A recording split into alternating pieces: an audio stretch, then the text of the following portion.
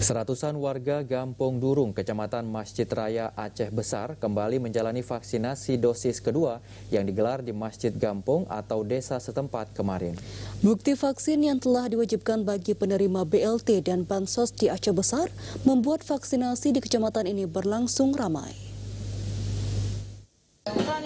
Selain dosis kedua, warga yang hadir di halaman Masjid Nurul Yakin Gampong Durung, tempat digelarnya vaksinasi, juga berasal dari sejumlah gampong di Kecamatan Masjid Raya.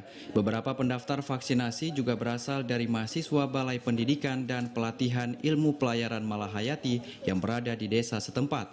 Menurut Kapolsek Masjid Raya, vaksinasi yang menyasar semua kelompok ini merupakan bagian dari upaya untuk mendongkrak capaian vaksin di Aceh Besar hingga akhir Desember ini.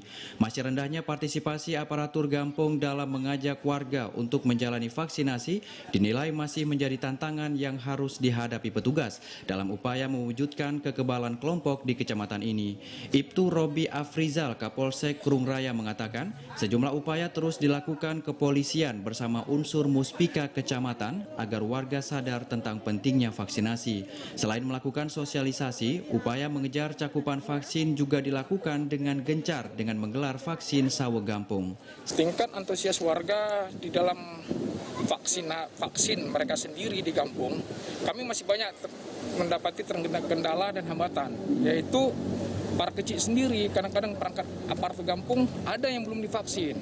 Maka dari itu kami muspika sendiri untuk mengajak masyarakat. Kadang-kadang masyarakat memang nggak mau dikarenakan tidak adanya ajakan atau himbauan dari aparatur kampung itu tempat. Dalam program vaksinasi yang berlangsung hingga Minggu petang ini, 142 pendaftar berhasil menjalani vaksinasi setelah dinyatakan sehat. Mereka juga menerima bantuan beras dan mie instan yang disediakan di Narkoba Polda Aceh. Sebanyak 11.000 lebih warga Kecamatan Masjid Raya menjadi target sasaran vaksinasi COVID-19.